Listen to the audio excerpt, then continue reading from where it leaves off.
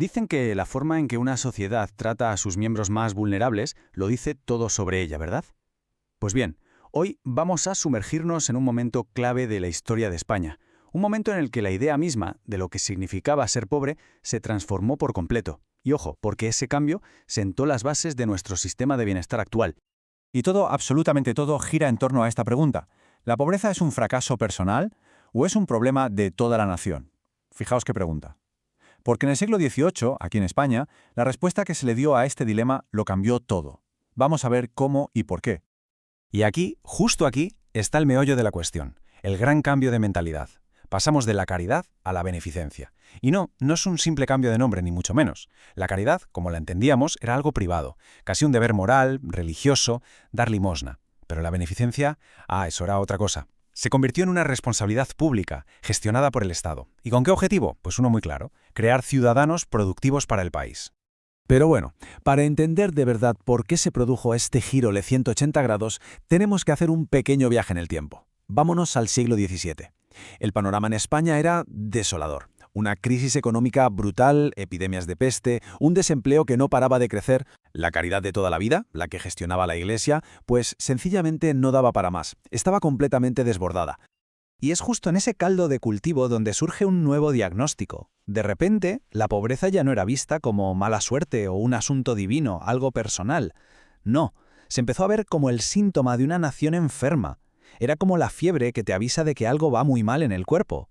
Y claro, una nación enferma no puede competir, no puede modernizarse.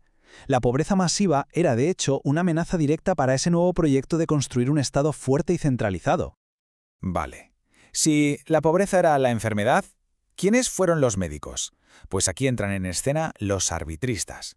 Estos eran los pensadores de la época. Y no estaban para poner tiritas, no. Ellos fueron a la raíz del problema, diagnosticaron los males de España y propusieron curas de caballo, soluciones sistémicas y bastante atrevidas para sanar al país. Y fijaos qué interesante, aquí tenemos a tres de estos médicos, cada uno con su propio diagnóstico. Sancho Moncada decía que el problema era la ociosidad, culpa del exceso de oro que llegaba de América. Caja de Leruela apuntaba al abandono de la agricultura, y Martínez de Mata a la falta de industria, ya que comprábamos todo de fuera. Pero ¿sabes qué es lo más importante? Que aunque no se ponían de acuerdo en la causa exacta, todos, absolutamente todos, coincidían en la cura. La solución no era dar más limosna, la solución era un cambio estructural de la economía. El resumen era, había que poner a la gente a trabajar. Así que, si el siglo XVII fue el de los diagnósticos, el siglo XVIII fue directamente el de la cirugía. Entramos en la sala de operaciones. Con la Ilustración y la llegada de los Borbones, sobre todo con Carlos III, todas esas ideas de los arbitristas dejaron de ser solo tinta sobre papel. Pasaron a la acción. El Estado dijo, hasta aquí hemos llegado, y se convirtió en el cirujano jefe del cambio. Esta cronología nos muestra cómo se pisó el acelerador de las reformas. Pero ojo, quiero que nos fijemos en un año clave, 1766, el motín de Esquilache, una revuelta popular enorme en Madrid que hizo temblar los cimientos de la monarquía. Aquello fue la gota que colmó el vaso, el catalizador.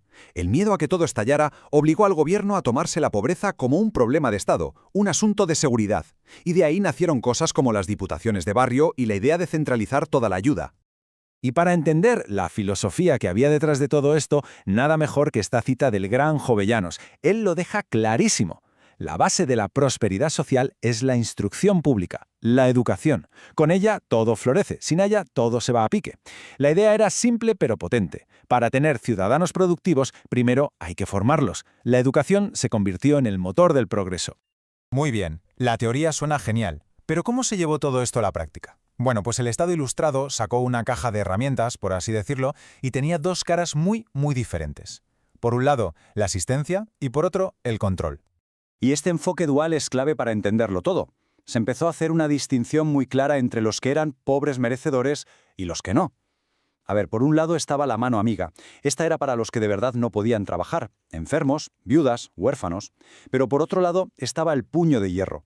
Y este era para los que, a ojos del Estado, no querían trabajar. Los vagos, los vagabundos. A ellos, represión y trabajos forzados. Un ejemplo perfecto de ese puño de hierro fue el Hospicio de San Fernando. Que no nos engañe el nombre, ¿eh? De hospicio tenía poco. Era una casa de corrección. Vamos, en la práctica era casi una cárcel, un sitio para encerrar a los vagabundos, disciplinarlos a base de trabajo forzado y sobre todo quitarlos de la vista para mantener el orden en las calles. Y en el otro lado de la balanza teníamos la mano amiga. ¿Y cómo se materializó? Pues en las diputaciones de barrio. Y esto sí que fue una idea súper innovadora para la época. En vez de meter a la gente en macrohospicios, se crearon comités de vecinos que llevaban la ayuda directamente a las casas. El objetivo era muy diferente, mantener a las familias unidas y atacar la pobreza desde la propia comunidad. Y su forma de trabajar era, bueno, sorprendentemente moderna. Tenían 4 pilares. Primero, recaudar fondos. Segundo, hacer un registro de las familias necesitadas, o sea, crear una burocracia para la ayuda. Tercero, repartir esa asistencia, comida, ropa, lo que fuera. Y cuarto, y este es el punto más revolucionario de todos, financiar escuelas gratuitas para los niños. Una inversión de futuro para intentar romper el ciclo de la pobreza. Y de todo esto nace una idea que estaba de verdad adelantadísima a su tiempo, los Montepíos. Para que nos hagamos una idea, pensemos en ellos como las mutuas profesionales de hoy en día. Eran seguros colectivos para gremios como artesanos o funcionarios.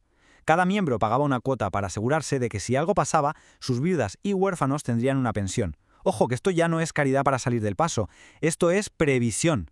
Es la semillita de lo que hoy llamamos seguridad social. La protección ya no dependía de la buena voluntad de alguien, sino de la organización del colectivo. Entonces, después de todo este recorrido, ¿qué nos queda? ¿Cuál fue el legado de este siglo de cambios tan bestias? Pues desde luego, el cambio fue profundo. Y llegó para quedarse. Pues mirad, si tenemos que quedarnos con una sola cosa, es esta. El Estado le arrebató a la Iglesia el monopolio de la asistencia social. La gestión de la pobreza dejó de ser un asunto religioso para ser un asunto de Estado, se secularizó y se centralizó. Y esto se consolidó del todo con procesos como la desamortización. Al vender las tierras de la Iglesia, básicamente se le quitaron los recursos que necesitaba para mantener toda su red de caridad. Un jaque mate en toda regla.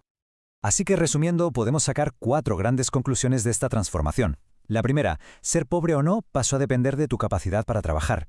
La segunda, la responsabilidad dejó de ser del individuo y pasó a ser del Estado. La tercera, se creó ese sistema doble, de ayuda por un lado y control por otro, que si lo pensamos, sigue generando debates hoy. Y la cuarta, el objetivo ya no era solo calmar conciencias o aliviar el sufrimiento.